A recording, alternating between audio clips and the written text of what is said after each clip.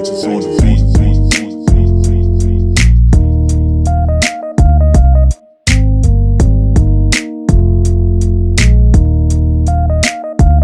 What's good, everyone? It's your boy Nati with another video for the channel. Welcome back to DMVSportsZone. Tough day once again. The Washington football team lost the Baltimore Ravens in the Battle of the Beltways 31-17 today, and I predicted going into the week that the Ravens would win 31-20. And I know a lot of other people predicted that we would lose big, so I don't think this is unexpected. At the same time, definitely a tough loss. Starting off the season 1-3, and I intentionally wanted to pause on recording this video initially because I wanted to watch the end of the Cowboys game to see if they would lose, and they did. So technically, Washington, we are still in first place in the division even at 1-3. Shows you how putrid the NFC East is. But yeah, other than us just being at the top, it was a really tough game. I wrote down a lot of stuff that I'll probably just go through one by one in the video. I want to start with the good news first because in the last two videos, whenever we lost, I usually start off the terrible news. So first off, Kendall Fuller, 2 great interceptions today. We paid this guy a 4-year, $40 million contract in the offseason, and he's really, at least today, he really showed why we gave him that money.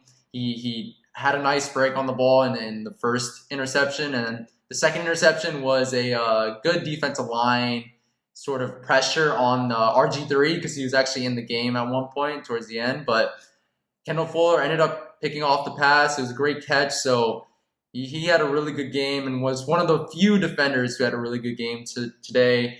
Antonio Gibson, as I've been saying for how many months, guys, now, he's legit. He's legit. I've been saying he's an Alvin Kamara type back, and just got to be a little bit patient with him, but he's going to be really good sooner rather than later, and he's really showed progression, improvement over the last couple weeks, and this week was sort of his breakout game. He had, I believe, over 120 total yards and also scored a touchdown and was just really good, had a great yards per carry, and was one of the best offensive players that we had today, second to probably Terry McLaurin, who, speaking of, is still scary Terry.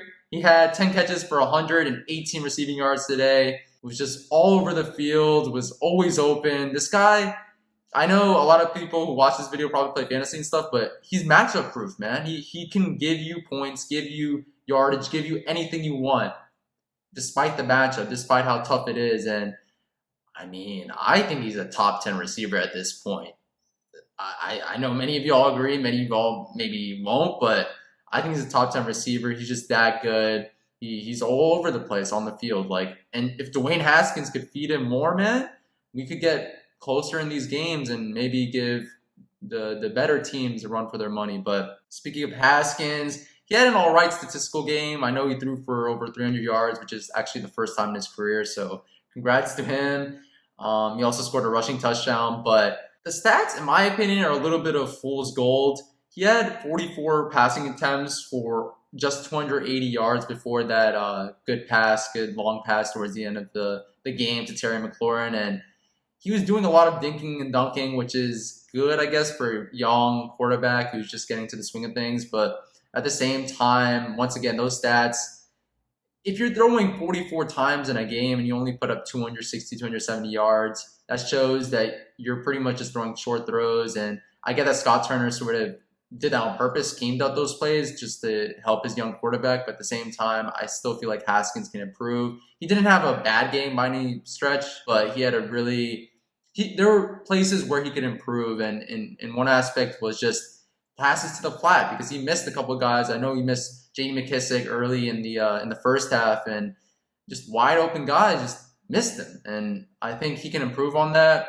I don't think that he was spectacular again by any stretch this week, but I think there's parts of his game from this week's game where he can improve on and sort of be that quarterback for us. I don't know.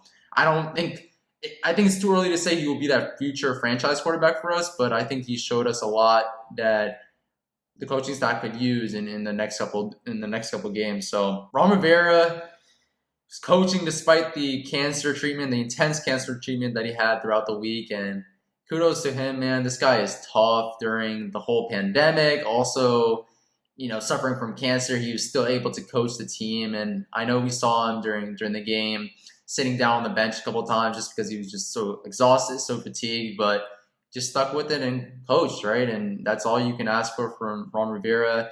He did have, in my opinion, a couple of miscues today. I wrote one of them down, the idea of going for it on 4th and goal from the 12-yard line when we were down by 3 possessions. I didn't necessarily agree with that. I know a lot of others didn't as well, but he said he wanted to challenge Haskins. Haskins did not meet the challenge, and that was a bad, in my opinion, that was a bad play call. But overall, Ron Rivera was okay. Jack Del Rio was okay as well, although the defense did give up 31 points. So that's a little tough there. We're supposed to be at least middle of the pack defense, but you can't be that, giving up 31 points. And now on to the rest of the news, i.e. the bad news. Protection was not always there for Haskins. There were a couple defenders that were just running free for sacks early in the game, especially on the right side of the line, which is inexplicable when you have a guy like Morgan Moses as the right tackle and a veteran guy there. But there were guys just running free for sacks, and that really stopped drives, especially towards the beginning of the game where Haskins was building some sort of momentum. So the coaching staff and the offensive line in general needs to address that in next week's game against the Rams. So that's definitely a bad thing there. Dustin Hopkins missed another long kick, and I know it was over 50 yards. I get that. At the same time, I think he's like a coin flip in terms of making those field goals. I think he's only made, the announcers even mentioned this on the broadcast, but only 52% of field goals over 50 yards, and that's just not going to cut it for an NFL kicker. Hopkins needs to improve quickly, or else, I don't know, man. I think it's a little, his days are numbered, in my opinion, on the team. And I get it, within 20, 30, 35 yards, he's pretty accurate. But beyond that, man, it's a risk. It's really a risk having him go and trot out there onto the field and sort of attempt that kick, honestly. So, and then with the Ravens, Lamar Jackson just was running all over the place throughout the game, especially towards the beginning. He did slow down a little bit towards the end of the game, especially because the lead was just growing out of hand. But he had a long touchdown, 50-yard rushing touchdown, which is inexplicable for that Washington defense. I know Lamar Jackson's special talent, and we sort of touched on that on this channel, but you just can't do that for a defense that wants to strive to be at least top 15, top 10 in this league.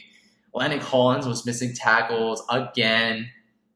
Landon, we paid you $84 million over 6 years. You got to make those tackles, man. And I know he wasn't the greatest coverage defender when we got him, but come on, man. You got to make those. You're the last line of defense many of the times. Troy Apke is a couple times as well, but you got to make those for a big money guy. A fake punt on 4th and 9 by the Ravens, and the defense just giving that up. That was, again, another inexplicable thing. A lot of us were shouting at the TV saying, watch for that fake punt, because the Ravens just do that all the time, and they have a good punter who could actually throw the ball. So, and for them to actually succeed to convert on that 4th and 9, that was inexplicable. And I know the coaching staff during the game, definitely gave the defense an earful for that, but also after the game and watching the tape and stuff, they'll probably correct it next week. But that was a bad play. J.D. McKissic should have went out of bounds on that catch towards the end of the first half.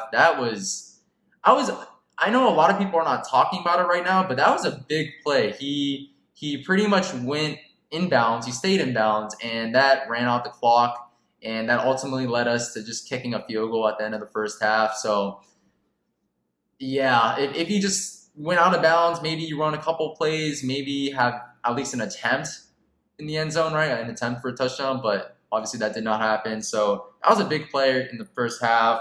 We continue to suck against tight ends. I don't know how many games it's been, guys, but we make every single tight end look like Tony Gonzalez or Antonio Gates. It's ridiculous right now. Mark Andrews, I know, again, another special talent on the Ravens, but at the same time, we gave up 2 touchdowns. One of them was just a pretty easy touchdown that we just gave up, and that you can throw the blame a lot on the safeties and linebackers, but the entire defensive unit, you just cannot give up that sort of production out of tight ends week in and week out, and we just happen to do that for the last couple of years now, not just this year. And Haskins, again, he wasn't terrible again, right? He wasn't terrible. At the same time, there's just several missed throws that could have led us to getting first downs or possibly touchdowns, and Terry could have scored on a couple plays. So I think Dwayne Haskins, I think it will improve. I think the coaching staff sees that. I think Ron Rivera post game even noted that he did have some great plays and did progress from last week and the weeks prior. So hopefully Haskins can continue on that trajectory and not regress, as Ron Rivera talked about last week with that 4 interception, with that 4 turnover game. But yeah, I mean, that's pretty much it for this recap, guys. It was a tough loss. It was a tough loss. I know a lot of us expected the loss, but at the same time, it always hurts to lose, especially in this Battle of the Beltways matchup that we have every 4 years, and we actually won, I think, the last 2. So yeah, that's tough. The Ravens are. I don't think the Ravens are as good as last year, but I think the Ravens are going to be a really good team this year as well. And they have all the weapons. They have Lamar Jackson, of course, at the helm, and John Harbaugh as well as the coach. So I think the sky's the limit for them. And as a DMV native, hopefully maybe in the playoffs they win a game or something, so all the haters can shut up about Lamar Jackson. But that's another story for another day. That's it for Washington, and yeah, on to the LA Rams next week. Or again, at the top of the division at 1-3, which is insane to think about.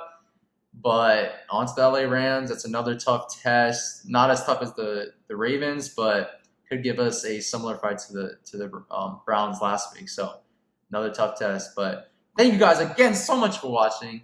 Please make sure to like, comment, subscribe to the channel. It would be greatly appreciated as we try to post fire content as much as possible on DMV Sports Zone on YouTube, as well as our Instagram page, all lowercase DMV Sports Zone, and our Twitter page at DMV Sports Zone. But that's it for this video, guys. A little bit longer because I wanted to actually give you guys more detailed recaps. But yeah, tough week. On to next week. Peace.